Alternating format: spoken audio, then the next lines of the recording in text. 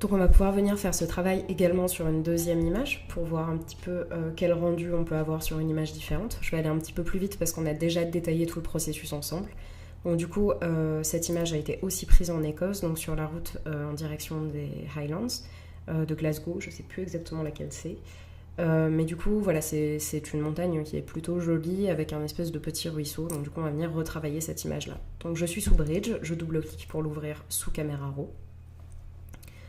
Donc là, on voit qu'on a un ciel qui est complètement blanc, qui est complètement bouché, donc ça va être assez difficile de le rattraper, mais on va essayer ensemble. Donc je viens sélectionner mes tons clairs et les baisser. Je vais baisser un petit peu mon exposition. Oups, pardon. Donc là, on voit bien que celui-là, je risque de ne pas pouvoir le rattraper, parce qu'il est vraiment complètement... Il y a le soleil qui est derrière. Je vais baisser un petit peu mon exposition, je vais augmenter mes tons foncés. Je vais venir augmenter un petit peu ma clarté pour récupérer du détail. Je vais également venir augmenter un petit peu ma vibrance pour récupérer des couleurs. Et je vais ouvrir mon image.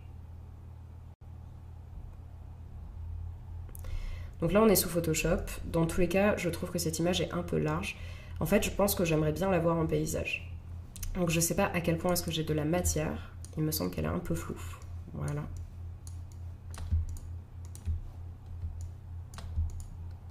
Mais on va quand même la récupérer en paysage. De toute façon, le but, c'est de l'envoyer sur le web. Donc du coup, on n'a pas forcément besoin d'avoir une image qui est d'une très bonne qualité. Actuellement, elle est en 5500, donc comme l'autre, de pixels de large. Donc on peut se permettre d'aller couper un petit peu dedans. Du coup, là, je vais prendre le format d'origine.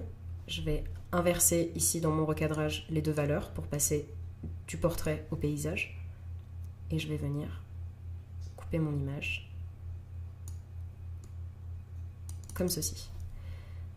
Donc là, j'ai une image qui fait 4000 par 2166, donc on voit qu'on a quand même, on avait en effet encore pas mal de marge.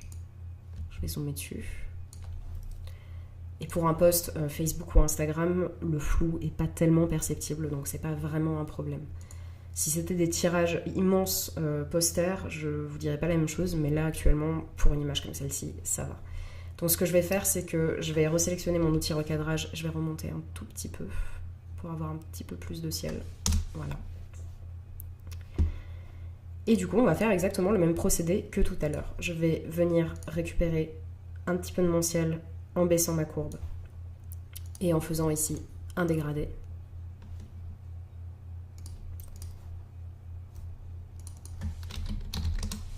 Et on va venir créer nos calques de teinte saturation.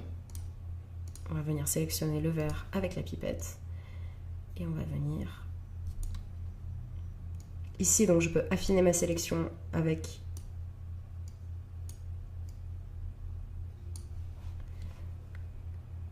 ceci. Hop, voilà. On va venir augmenter un petit peu la saturation. Voilà, comme ceci. Donc là, on a un effet qui est complètement différent, qui est assez particulier, que j'aime bien. Donc ici, je vais sélectionner.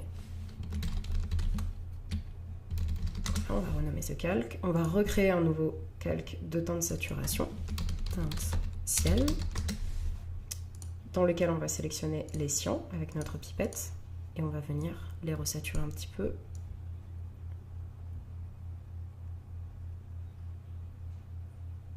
Voilà. Donc là, on voit qu'on influence ici le bleu des montagnes. Donc je vais faire un masque de fusion dans lequel je vais appliquer un dégradé.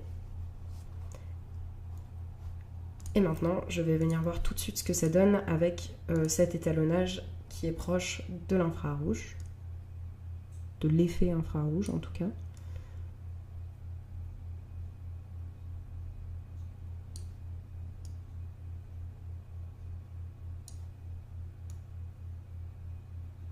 Voilà. Donc je vais créer une deuxième courbe en dessous pour venir assombrir un petit peu mon image, comme ceci.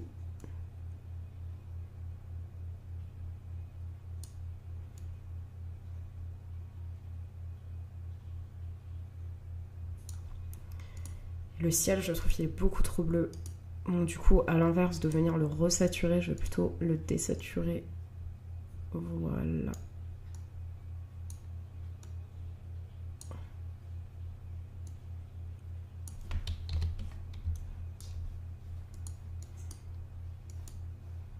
Comme ceci.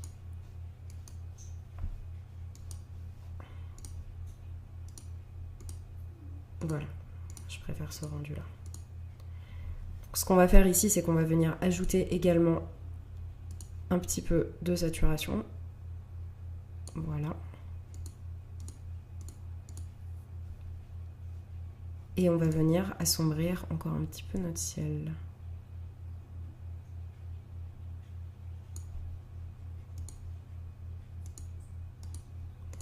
Je vais venir modifier un petit peu ma courbe de rouge ici aussi dans mon étalonnage.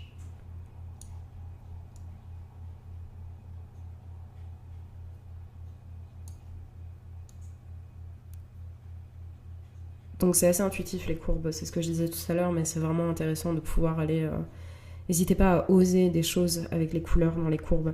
Vous avez ici la courbe de rouge, de vert, de bleu, vous pouvez faire tous les étalonnages possibles et imaginaux avec ces courbes. Vous n'avez pas besoin de passer par quelconque plugin ou quelconque outil. Si vous voyez un étalonnage qui vous plaît, vous avez juste besoin de courbes de réglage pour le réaliser. Vous pouvez faire tous les étalonnages du monde avec juste ces courbes-là. C'est ça qui est complètement dingue.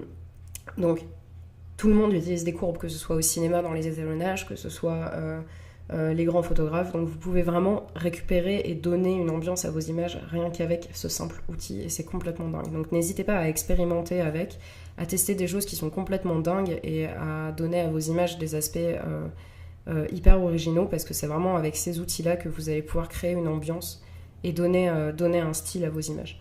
Donc là, on a quelque chose que moi j'aime bien, qui est assez intéressant, qui est un petit peu trop sombre peut-être.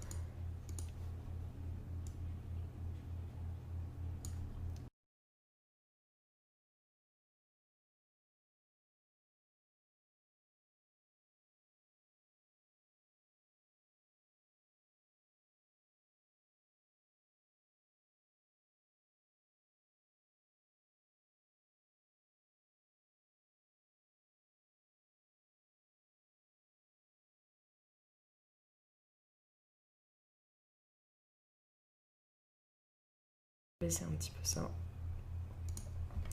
Voilà, donc du coup maintenant, cette image, on va venir l'ouvrir sous caméra raw. Donc on va retourner sous caméra raw ici.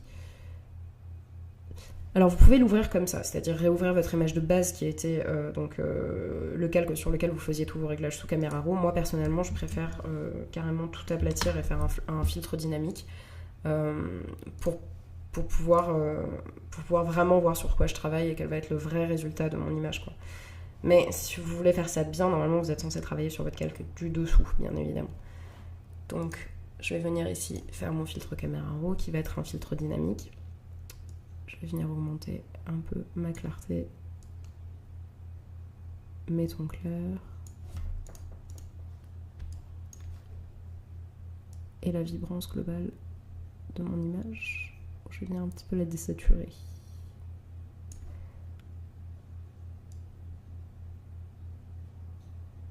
Et la réchauffer un petit peu. Voilà. Voilà. Donc là, vous avez votre image finale qui n'a absolument rien à voir avec l'image que vous aviez au début. Donc ça permet vraiment, cette méthode-là permet vraiment de créer un style très particulier. Donc on va faire comme tout à l'heure, on va venir donc là on sauvegarde notre PSD si jamais on veut en faire un tirage, quoi que ce soit. Mais bon, là l'image est un peu floue, donc c'est pas forcément la meilleure idée du monde. Donc du coup, là je vais aller dans taille de l'image. Je vais venir resizer mon image. Et vu que j'ai fait mon prédéfini utilisateur pour la netteté, si je vais dans filtre, dans renforcement et dans netteté optimisée, j'ai déjà mon paramètre prédéfini qui est là, 2000 par 2000. J'ai juste à cliquer et je sais que ça va fonctionner puisque c'est adapté à cette résolution-là. Voilà. Et là, j'ai juste à exporter mon image. Merci d'avoir suivi ce tutoriel. Donc j'espère que vous avez appris des choses sur ces méthodes de retouche-là, que vous allez pouvoir donner l'aspect que vous souhaitez aux images que vous auriez faites en vacances ou à l'extérieur.